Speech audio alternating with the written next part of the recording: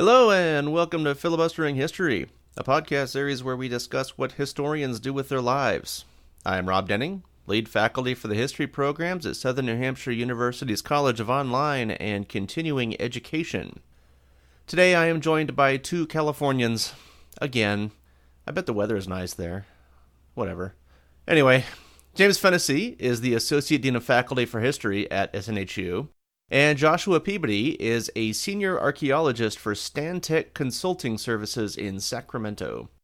Today we're going to talk about Josh's background, his work in archaeology and anthropology, and the field of cultural resource management in general. And for those of you brave souls who get all the way to the end of this episode, we have a special bonus. We are going to stumble our way through a quick game of Superfight using the History Deck expansion. It gets kind of weird. What is your name and what do you do? My name is Joshua Peabody, and I am an archaeologist and cultural resources group manager for a private consulting firm that does environmental impact analysis and permitting for projects in the United States and Canada. Could you share a little bit about your background then, kind of your training and your history in history, and how that brought you to the role that you're currently in? Certainly. I grew up in a small town in Northern California, and about the 7th grade developed a strong interest in history and social studies. I went to junior college as part of my senior year of high school, and then first 2 years of my college career, and took classes in the humanities and history. And it was at that time that I developed an interest also in anthropology. And so my evolution there was really, I discovered in junior college that my interest in history, what interested me most was the human side of things and sort of explanatory models. And so I started to get into anthropological theory, and that ultimately led into my undergraduate, which was at California State University, Chico. I did 2 majors, anthropology with an emphasis in what's called zooarchaeology, which is the study of animal bones from archaeological sites, and then also in history, and it was focused on Latin American history with the emphasis being on art and architecture. As an undergrad at CSU Chico, I began working, once I started in the subdiscipline of anthropology that is archaeology, I started working as an archaeologist in the summers for the Forest Service, doing archaeological inventory mainly for post-burn, post-wildfire projects, finding and recording archaeological sites that had been affected by wildfires. And that sort of protracted my undergraduate term. That'll do it, yeah. Yeah, because those summers extended into fall semesters. I started to work in what ultimately became my career, which is cultural resources management as an undergrad. So after 6 years of undergrad, I finished. I was 6.5, so I know what that's like.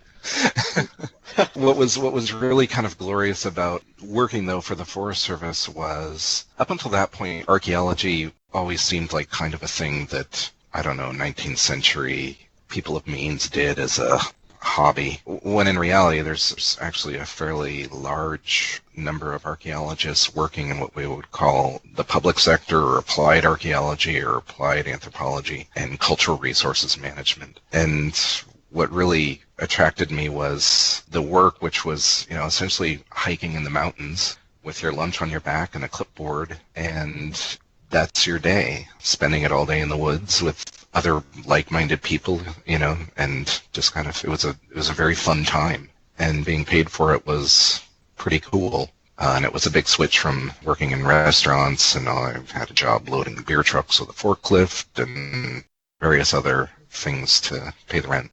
So it was very cool to use anthropology to pay the rent. I continued to study zooarchaeology at UC Santa Cruz. I focused there on, my master's work was on the local extirpation of northern fur seal. The research question there had a historical aspect.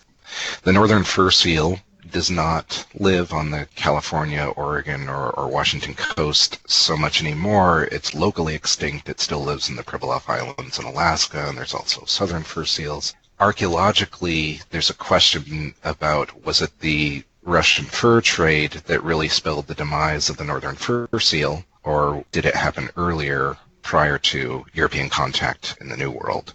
Or did you come to a conclusion on that about the fur trade? Yeah, so the fur seal is locally extirpated about 150 years prior to contact, and so the question has now become: was it a human-caused extirpation, or was it something to do with the environment, climate change, or things like that? And it does happen to correspond with the medieval climatic anomaly. Mm-hmm. And that's when archaeologically, in the archaeological sites that we have fur seal, we have a good 8,000 year record of people eating fur seals.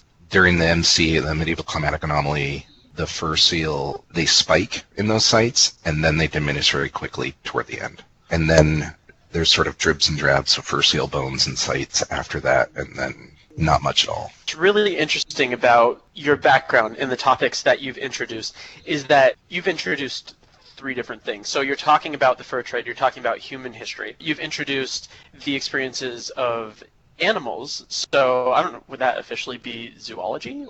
And then you have anthropology and also climate history. So you really do have a broad range of interests here. And I'm interested, I can't wait to see how all of these connected to bring you to where you currently are in the field. Well, and that's the beauty of anthropology to me, is that we're sort of masters of nothing, and we attempt to do everything. We're like really bad geologists, really bad soil scientists, but we try. But we have to, all those things have to interconnect, because we have to dig up this stuff and wash it off and sort it out, and then we create data from it. We create that information. A bone that comes out of the ground doesn't have much meaning until you start assigning it to it, and then you have to put that into that historical context. And so that's what's really attractive to me and interesting. I am very much interested in historical ecology, is what we would call it, and reconstruction of the paleo environment, and the relationship between humans and their environment. As an undergrad, I did work on archaeological sites in the Lassen Peak area, and was working on establishing seasonal migration of mule deer through time. And so we had about a 4,000 year record all the way up to the present, including video capture data of these animals and their migration patterns and things. And what's interesting in that is that prehistorically we can track those animals moving in a much different seasonal pattern. They tend to stay in near Lassen Peak much later into the year. And what it corresponds with is actually hunting season. What happened prehistorically is your average mule deer was sort of getting out of the hills and down into the valley all the way into December, and now basically you won't find a mule deer after October 1st in those upper elevations, and that's the first day of rifle season. And so it's either deer are smart and they hear gunfire and they leave because there's no hunting in the valley, or deer do have sort of a social aspect, and the hunting pressure may have sort of selected out those populations which tended to stay up in those upper areas longer. So I'm very much interested in historical ecology and the evolution of the sort of what in Europe they call man-land studies. So that's my education background. For a while, feel as though I would go into academics, and I had two really great I had a lot of great professors, both undergrad and grad school, and there's a moment in my career where I was deciding between the private sector or continuing to work toward the PhD and enter that that world. I've always had a lot of anxiety around my job and my ability to work and pay my bills, and and that plus the really great professors I had at UC Santa Cruz. In grad school you get to know those people too well, probably, but I really respected who they were in the discipline, and especially my main faculty advisor. But what I started to realize was if I was going to pursue that career, I would want to do it at the level in the way that they had. And I started to realize that the things in their life that they had excluded to get there and maintain that level was not for me. That's understandable. I know a lot of those academics also, and I have also seen the things that they put aside and, just ignore, and their almost supernatural focus on obscure academic topics in some ways is very admirable, but in order to do that, you have to balance it out by losing a lot of other parts of your life. And so I get it.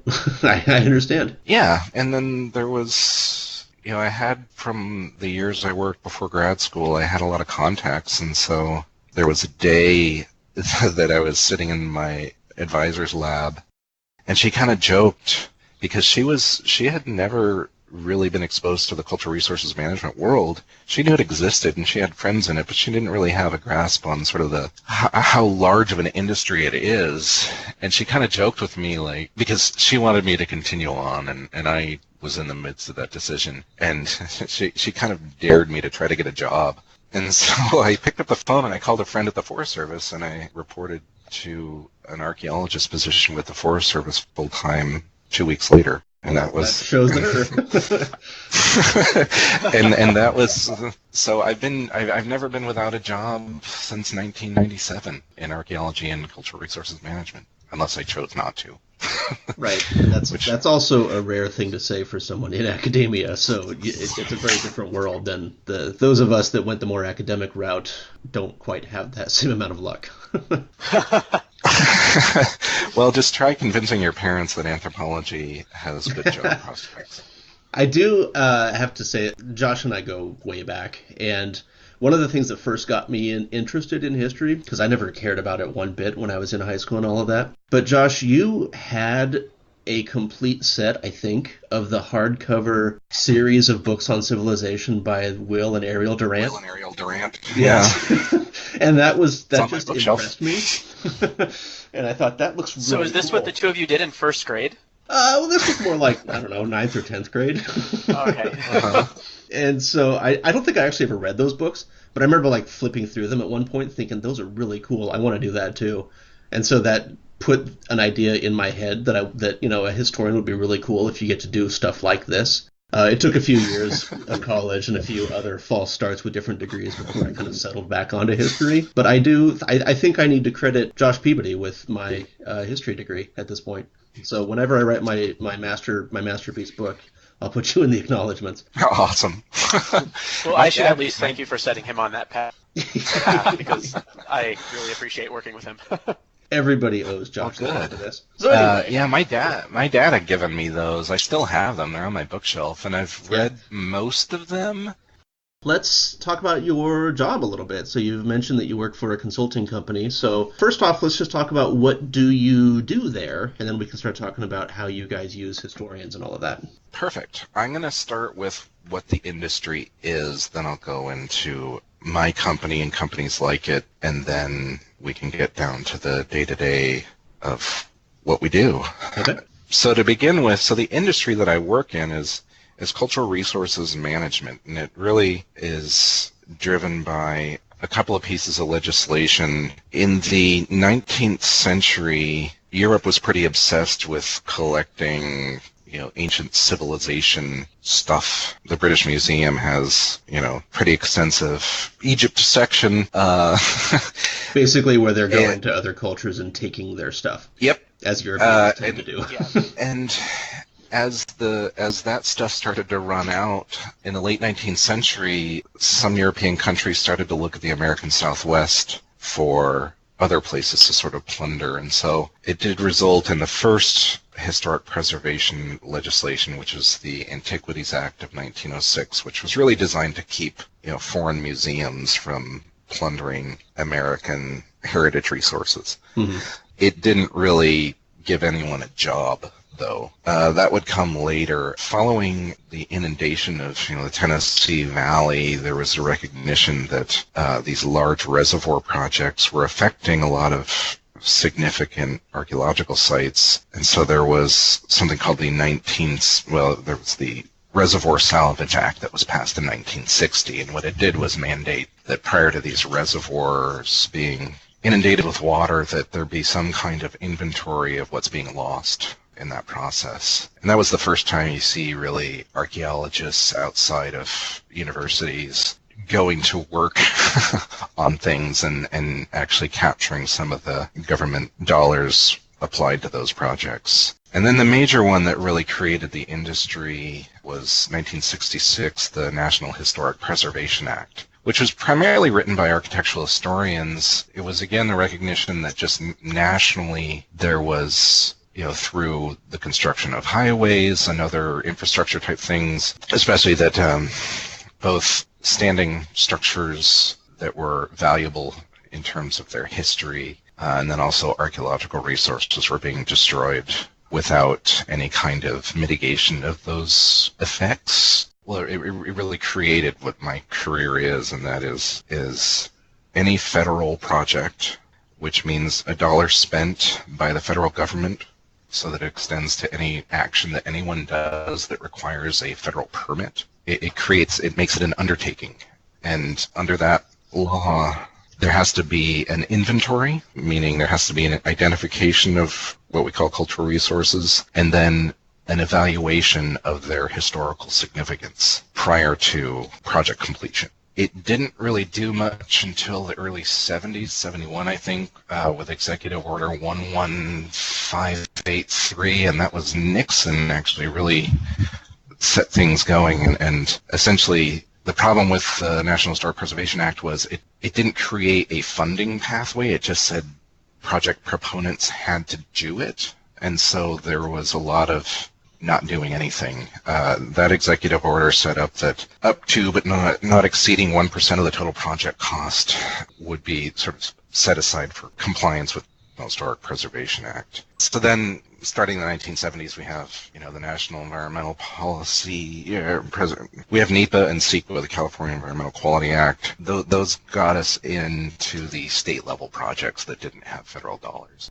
And in the intervening years, the 80s was really when you started to see actual full-blown cultural resource management companies who were doing this compliance work. Those companies, there's a number of them nationally that just do, say, archaeology or architectural history. So that's the industry, and it's built around state and federal legislation aimed at preservation and protection, or at least mitigation of effects to cultural resources. The major thing is all those recognize that just like air quality or water, clean water, animals are heritage, and those things that serve as evidence of our heritage are a part of the natural environment. So companies like yours generally get hired by, federal, state, local projects in order to basically do the cultural resources equivalent of an environmental impact report? Right.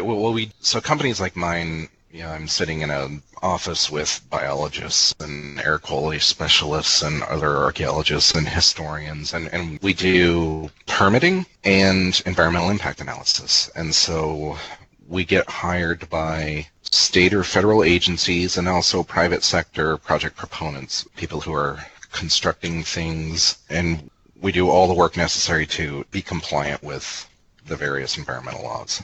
So on a day-to-day basis, there's three pieces to what we do. Identification of resources. So once there's a project, once we have the work, what we do is we start to, because most of the archaeological resources we're working with are prehistoric, our work tends to start with going out and physically looking for artifacts and things. And then just to give some perspective, the number of archaeological sites recorded in Sacramento County is over 9,000 archaeological sites, which is usually kind of alarming to the layperson just because there tends to be this idea that archaeology is somewhere else, but not kind of in your backyard. So you go to put a swimming pool in and then you discover that it's there. And then our historians, obviously if we have standing structures, then our architectural historians, they immediately go to work. Their pre-field or identification phase starts with archive research. And the kinds of history you're doing there is really a context narrative, because what your second phase is the second thing we do. So after we have a project that is occurring in a place, we need to describe and characterize the resources within it, and then evaluate what the project effect on those things will be. Say, for example, tearing down a building that was constructed in 1870 and putting a Walmart on top of it or something. We evaluate what the historical significance of the building is, and then make a statement about what the effect of tearing that structure down and putting something on top of it is. So when you're brought in by, I guess just using the Walmart example, if Walmart wants to build a store on a site that has historical buildings, you would write up the report basically given the significance. Do you then provide some sort of recommendation, or, because I'm assuming you don't have any like binding power of law to say that no, you can't do this because this is important. Your job is to just identify the importance, and then the powers that be will handle that, or? Yes, pretty much. So what we do, for better or worse, the way that we assess the significance is we apply 4 criteria, and they're the same with subtle nuances across NEPA, CEQA, various other state environmental quality acts, and the National Historic Preservation Act. But the 4 criteria are essentially this. The first is the resource associated with events that rise to the level of national significance. The second criteria is the resource associated with individuals, say, for example, Monticello or something, who are important figures in American history. The third criteria is, does this resource exemplify the work of a master? We call that criteria cute building.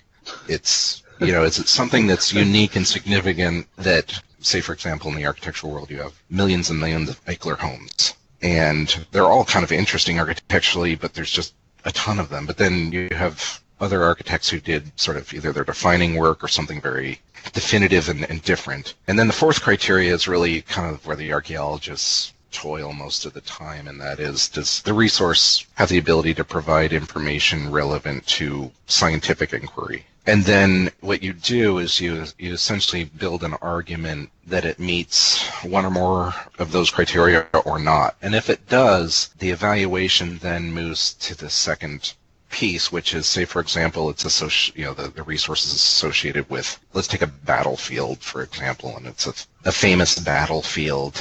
You then have to discuss whether or not the existing condition of that resource communicates its significance. Meaning, you could have a very significant place on a landscape associated with something that historically is very significant, but its integrity is diminished to such a point that you wouldn't know it by looking at it. So once we apply the criteria, we start to discuss that aspect of those resources. And then, as you kind of alluded to earlier, no, we can't stop projects. We can't say something so significant that you can't do that. We don't have that kind of power. We can recommend and we can attempt to avoid things. We do that with highways a lot, where you can just go around potentially. Mm-hmm. So the most of the federal legislation, NEPA and NHPA, is really focused on avoiding things, and that's the nature. It's because of the nature of those projects that you see at the federal level. They are things like highways, or at the Forest Service, it was timber harvesting. And what we would do is just find all the archaeological resources or buildings or whatever, and we'd just cordon them off, and they just wouldn't fall trees in those places. And so they just avoided those impacts. If there's no avoiding the impacts, though, we go to a mitigation. And so if something, and that's where we take then those criteria that we applied and significance discussion and the integrity discussion, and we start to develop ways to mitigate those impacts. And so it might be just writing a very intricate and detailed history that's available to the public for something that was historically significant, so that at least there's that documentation there and the public can access and experience it, at least in some kind of document or something, or an interpretive display, like, here's this interesting thing that used to be here. You're looking at an overpass now, but it used to be, There's a Target in Sacramento that I worked at for one day where they had a plaque up on the wall because there used to be a baseball diamond back in the late 1800s where the Target store now stands. So I'm guessing that's kind of what you're getting at, is that you can acknowledge the thing that happened in the past, but it's also, you're not going to necessarily stop all development until the end of time. You can still make a note that there it was. If you happen to look at that wall in Target, you'll know that there was a baseball diamond there once. Exactly. So what we do is exactly that, over and over and over again. And that's one of the that's one of the more interesting parts of the job, really. You know, sitting next to me is our senior architectural historian, and God, talk about someone to take a walk around downtown with. The encyclopedic knowledge of every building and the history of every one of them and is pretty cool, because especially when your clients are agencies like Caltrans, you end up learning the history of all sorts of places. And that's the first thing you have to do. And that's one of the major parts of NHPA is in that inventory phase, you have to demonstrate to the review agencies. We have state historic preservation officers who review all of our documents, and they either concur with our findings or they don't. But you have to demonstrate that you actually kind of know the history before you start to make statements that there are or aren't things there and what their significance is. So we do write quite a lot of historical context for each project, and that's research at the state library, and we do a lot of outreach to local historical societies. But what I think is the neat part of the job is essentially after 10 years of doing it or so, you know, you'll end up having written the history of like 500 different little places all over, you know, wherever you're working. To me, that's neat. Right. So your office, you employ people from a variety of different academic fields. You say you've got biologists, and they're fine, I'm sure. But just to focus on the historians, so you are hiring generally public historians that have background in curating, or are you looking more for research historians? What kind of historians generally do you find working in places like yours? Yeah, the two full-time staff people in the Sacramento office here have degrees in public history with an emphasis in architecture, and they are what's most important in any job is writing ability. What you have to do is write a historical context that someone's going to read, and they're going to decide whether your decisions on its significance based on your ability to make that argument, they're going to concur or not concur. So communication is critical, and written communication is absolutely, you don't last long if you don't write good, you don't last long. You don't write pretty. Well, and it's a competitive industry. So also people who are very good at archive research, because you can toil and spend an incredible amount of time accomplishing almost nothing, and you can have another person who really knows how to do archive work very efficiently, get the kind of information you need to do a comprehensive evaluation, you know, very quickly. So people who are organized, write well, and are efficient at doing research. Over the years, I've found people that are efficient at research are the people who seem to really, really, really like history. We have in our employ, like I said, 2 full-time people here, 2 part-time historians. One's a graduate student working on his PhD at UC Davis, so he's kind of voluntarily part-time. We're hiring another architectural historian, and in the western region, which would be Arizona, California, Oregon, Washington, and Alaska, we have about 5 architectural historians. In California, in the cultural resources management, people who fall under that history part of cultural resources management, I was trying to figure out how many there are, because there isn't a kind of state organized like group that I could just kind of look at their roles and figure out how many there are. I know what it is for archaeologists. There's about 1,200 archaeologists working in California right now. There's about 200 to 300 historians. And this is obviously not just in your company, but in... Yeah, that's doing the same work, but for different companies or independently. And that's another thing in terms of job prospects, is that you can be an architectural historian or a historian and do that work either as an independent contractor. There's also a number of companies that just do historical work for compliance. There's one in Davis called JRP, which is pretty highly respected in California. I think there are probably 20 people working there, and that's all they do is history and architectural history. And there's some kind of interesting things they're into also, because so they do your kind of compliance work, but they also do a lot of legal consulting, especially with things like doing the historical research necessary to establish water rights, land rights that are in dispute, and things like that. Well, I think you touched on something that's really important, because especially when you're teaching online or when you're working on developing a program online, you have students that it seems to click about how to conduct research, what's appropriate, where to go to find the research, and that it is a laborious task. You know, you're not just looking at one thing, finding out all the information, and then you're done. You just have to write it up. And I think that's what's so difficult for a lot of students sometimes, is that, you know, it's very easy, especially if you're working online, to decide to do a quick Google search and to go to find the information, whatever pops up first, and then that's your research. Obviously, you won't do well in your courses, and what you're explaining is that you also won't be able to hold a job like this if that's your vision of research. So I think what you've emphasized is the importance of research and the importance of detail, and of not only conducting that research but analysis as well, which is, for any students listening, I think is a really important lesson that they can take away from this talk. Yeah, and you can kind of imagine that because of the way we meet that compliance for the legislation we're operating under, those criteria, it's extremely important when something was constructed and who constructed it. There's critical pieces of information that have to be found quickly and correct. But then there's the other aspect, which is putting the clothes on the hanger, which is you have to develop a historical context. We had a project a few years ago that there was a Titan missile base, which is pretty neat to go into. We had an agency reviewer. We wrote up the record documenting the resource, and then we wrote up the historical context for Titan missile. And we ultimately recommended that the resource was not eligible, and it was mainly because it's neat, but we know everything we need to know. It comes from a period where the documentation is really good. You don't really need to have a Titan missile base to experience it, especially considering the fact that on the landscape, the public doesn't experience it. You see kind of a big concrete slab, but beyond that, you don't really experience what's underground and things like that. But the agency reviewer actually commented and said, I disagree that you feel that it's ineligible because the historic context is so interesting. And so we kind of had to go back and forth and say, yeah, it is an interesting context. Titan missiles were really cool and the associated infrastructure, but it doesn't really communicate much, the actual base. It doesn't do that second part of the significance criteria, which is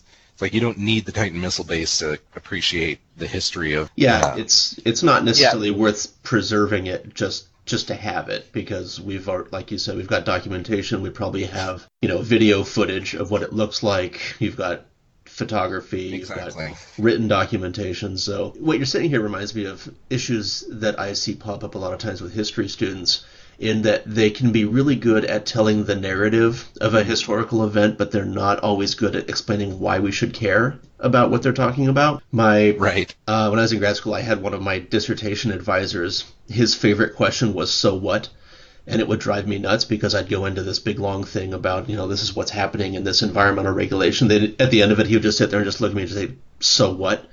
I'd be like, well, it's interesting by itself. And he would say, no, it's not. You need to explain to me why do I care about this? I've never done research on, like you say, the Environmental Protection Act or anything, so why should I care about this? And that's one of the things that students always struggle with, and it sounds like that's one of the things they really have to master in order to be successful in a position like yours. The difference between interesting and relevant. Yes, exactly. And so it requires some amount of confidence in yourself. Yeah. And you are going to get people reviewing your work, and you have to feel like you know what you're doing. Because I have a couple of people on staff that they don't do the evaluation part of the work, and it's mainly because they really don't have the confidence in themselves to do it. And so they have strengths in other areas, and that's perfectly fine, but they just don't really like doing that part of it. It's an occupation where we talk a lot about each other, especially in terms of did you hear what they did on this project, or look, did you see what was happening here? And I think it's because everything's built on our ability to argue. And for archaeology, in history, archaeology is a social science. History is not even a science. Quantifying the significance of history is a weird thing to do. Yes. It's kind of like, the Exxon Valdez spill, where you had to determine, an otter's worth $300. It's that's just weird. So for a lot of people, there's two ways to build an argument. One's to do it in a really methodical way with as much information as you can present in as linear and concise a manner, and the other way is to be a jerk about it and to be pushy and loud and boisterous. And it's kind of a charismatic, but that's something that people do. But that's part of the reason that, like I was saying, I have a few people on staff. They really don't want to be responsible for building those arguments and presenting those, especially to the review agencies. They're not comfortable with that kind of scrutiny of their work. And there's a lot of really weird logic that comes out during those reviews. You know, like, if you knew what I knew, you would agree with my position. It's like, well... Right. Then you're right back to the whole thing about, well, you need to explain to me why I care, because it's not obvious, and I don't necessarily share your interests, and so you need to convince me that this is worth my time and your energy. Yeah, the space between the title and your conclusions, is lacking. You need some more footnotes here. Yeah, that's actually the hardest thing in our industry. All the historians do footnotes, and then all the archaeologists do Chicago Anthro style. We don't do footnotes, we do parenthetical references, and so when we have both types of resources, we you should see what happens to a Word document when you start pasting with reckless abandon. It becomes extremely unstable. So familiarity with Word. That's another skill. So how would a newly minted history major, either with an undergrad degree or a grad degree, but kind of a generic history student who has just graduated from college, how do you think they should get into a field like yours if they're interested in this kind of stuff? I think that before they finish... oh, right. So planning? Yeah, okay. Yeah. They should take every college has some kind of planning course that will at least make them aware of the laws and what this industry is. Because it really, if you have a history degree and you can do the work, it's a matter of just knowing where the job postings are.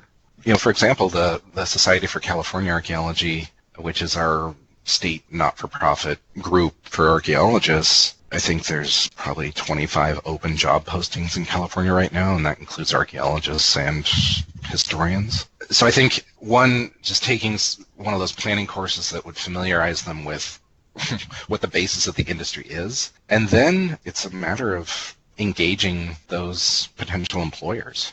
Mm-hmm. Obviously you need a vita, and a good solid writing sample is going to help. Preferably not one that your professor edited so well for you that it's not actually a writing sample of yours, it's a sample of good editing. We get that a lot. Well, I bet you do, because there's one of the traditional weaknesses in a lot of history programs in universities and colleges is that obviously the people that are teaching these classes are all academics, and very few of them have ever done any work in a job like yours. And so they don't train their students to know where to go to find these types of jobs. They may know abstractly that these jobs exist, but a full-time academic historian working at UC Davis or Ohio State or wherever isn't going to have those connections, and so a lot of students come out of our programs not knowing about these. They may not even know the names of the companies that do this kind of thing. Yeah. I think that's going to be a challenge for students, is figuring out, okay, a lot of companies like yours get listed under generic sounding names like environmental consulting or something like that, and that it doesn't have historian in the title. So a lot of students won't know where to go with that or what to do with that, or that that's even an option.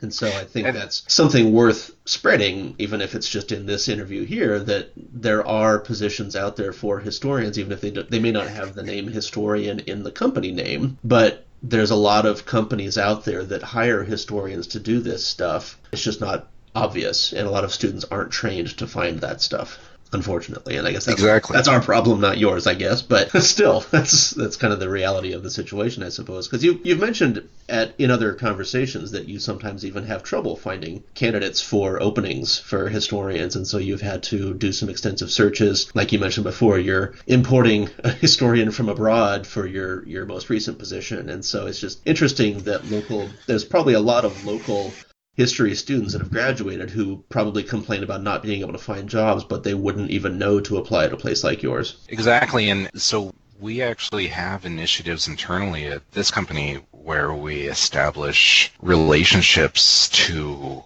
make those connections. For example, I maintain relationships with the professors at Chico State so that I can keep a steady feed of good graduate and undergraduate students, and they can develop those potential future employees. There's not a lot of public history programs that are geared to the profession, and so the few that are, we're doing a similar thing with those, and actually Sacramento State happens to be one. I think if you just Googled cultural resources management jobs, you would have opportunities. Well, since Josh and James don't have any recommendations this week, I'm going to talk about one that I just got over the holidays, and I haven't actually played it yet, but it looks really cool. Have either of you heard of a card game called Superfight? No. Okay. Well, it's a card game kind of like Cards Against Humanity, where you pick some random cards and you have to make something out of the cards. Like Cards Against Humanity, you have to come up with a really weird sentence, basically. But in this case, you're given character cards and attribute cards, and there's two players and a jury. Each player takes their character card and their characteristic card, and then you have to say, my guy would beat your guy in a fight because ... And so the super fight is basically the argument. You come up with it, you've got the players, and then you have to say, my guy would beat your guy in a fight, and then you have a debate, and then there's a jury at the end of it that votes on who wins on all of that. Now the reason I'm bringing this up here is because Superfight recently issued a new expansion pack called the History Deck, where they take figures from history and characteristics from history and locations from history, and you have to basically make the argument of who's going to win the fight between these two. And so you've got character cards like the 1986 Chicago Bears or Buzz Aldrin or the Hungry Ghosts of the Donner Party, any Queen Elizabeth. And so you've got a character, and then you've got a characteristic, which would be something like leading the proletariat revolution, or armed with water balloons filled with Greek fire. And then you've got destinations like the Oregon Trail or Disneyland on opening day, the Library of Alexandria on fire. And then they put weird little barriers in place, like all fighters are on enemy pirate ships, or all fighters are wearing corsets, just to see if that changes the outcome or something. And so the job is that you have to take one of those characters, again, just using the ones I picked there, I'll say, the swarm of plague rats, leading the proletariat revolution on the Oregon Trail, surrounded by medieval warriors trying to kill each other. And then you're supposed to take that and make an argument for why that character would win in a fight against the other person. And it's, like I said, I haven't had a chance to actually play it with people yet, but I've just sit here looking at them myself, and I'm very amused by it. So my recommendation is Superfight with the History Deck expansion pack. So anyway, that's my recommendation for the week. Well, let's wrap this up. Josh, thank you very much for joining us today. Absolutely. Thank you very much for having me. I enjoyed it. Yes, thank you. And thank you all for joining us today. If you have any questions or comments on this podcast, or suggestions for future episodes, please send me an email at snhuhistory@gmail.com. Follow us on Twitter at filibusterhist. For James Fennessy and Joshua Peabody, I'm Rob Denning. Bye! It would probably actually be fairly chaotic for us to try to play this game since you don't have cards in front of you. I could just read something off to you and make you two fight. Maybe I should do that from now on. In every interview, I'll just have people fight. That should just be, yeah, exactly. For my amusement. So what would you assign us? I mean, we've made it this far, Rob. I'll just start picking some at random here, and let's see what you guys come up with. All right. So James, you are Davy Crockett, and Josh, you are Anne Boleyn, and let's see. Awesome. James, you are flying the Wright brothers' first working airplane. Okay. And Josh is Anne Boleyn, armed with an English longbow. You're both fighting in 1920s Chicago, and all weapons have been replaced with Bronze Age technology. I don't know what the hell you guys are going to do with this, so... That's the way it would work. You don't actually have to do the fight right now. That would be kind of cruel to just throw on you like that. But that's how the game works. James, you would be Davy Crockett flying the Wright brothers' first working airplane. Josh would be Anne Boleyn, armed with an English longbow, both doing it in 1920 Chicago, and all weapons have been replaced by Bronze Age technology. And then you just go. And then you've got a jury that sits there and decides who wins. And if the jury decides it's a draw, you both start over. You pick new cards and just fight all over again, and it just goes until one side finally browbeats the jury into deciding that one side or the other wins. And it seems like it's one of those games that would be really awesome if there's a whole lot of alcohol involved. Unfortunately, we have no alcohol involved right now, so we'll put that on pause and come back to it at some point when we're all together. And that sounds great. all right. Man, you had me thinking. I mean, what would I do with that? I mean, right. Because if we're going back to Bronze Age technology, I would assume that any type of bronze weapon that I had in that airplane is probably going to significantly lower the altitude at which I can fly it. Yeah. If Davy Crockett knows how to fly in the first place. Right. So. And it is the Windy City, which could work to your advantage. Oh, I think that's was true. one of the only reasons at Kitty Hawk that they got the thing off the ground. Exactly. So I could hit the updrafts in between, like, the various, I guess, like, I guess many of the tall buildings would not be there during 1920s. So I just have to form alliances with some of the Prohibition-era gangsters and take you out on the ground. Possibly. Well, I think Anne Boleyn may actually know how to use a longbow, and I don't know, your Davy Crockett, I think your Bronze Age Bowie knife is doesn't quite have the distance that the longbow has. No, that's true. I'd have to find a way to circle above you and drop it on your head. Mm-hmm. But I could call my friends the Hawks and the Bears. Yes. I'm not referring to any professional sports teams, just creatures in the wild. I could call them to my assistance and then just have them attack you from the sky and on the ground. That's true. Because Davy Crockett could speak with animals, right? Isn't that? Maybe not. I haven't figured out the strategic advantage of the third mammary gland of Anne Boleyn, right? But now suddenly you guys are playing the game. Well, I'll be damned. Now suddenly we are. Well, that's how it works. I mean, basically, there's no instructions. It's all about, you can come up with any argument you want. And so, yeah, if you want to pull an Aquaman and call all the bears and hawks to come help you out, then as long as you can convince the jury that Davy Crockett can talk to the animals, then sure, I guess go for it. Let's see what you can do with it. What a terrible superhero with a lame superpower. Now. Why would you insert Aquaman into this conversation?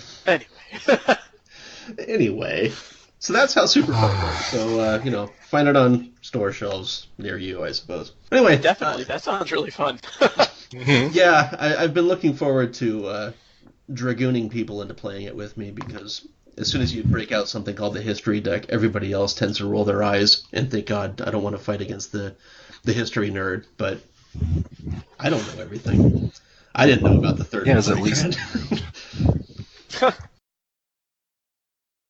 So, James, Josh is. I think we decided we decided that we actually met back in first grade, right? I believe so. Yeah. In Collins' class. Yes. Yeah. So Josh and I have known each other for a while. A good 5-10 years now. And that's pretty fantastic. Yeah. And then as Rob, I want to say Robbie, sorry. That's all right. As Rob? I don't know if I've ever Whatever. called Yeah, you Rob. it's weird. Or, I know I've called you Doctor. Doctor? Doctor. I gotta watch that movie again.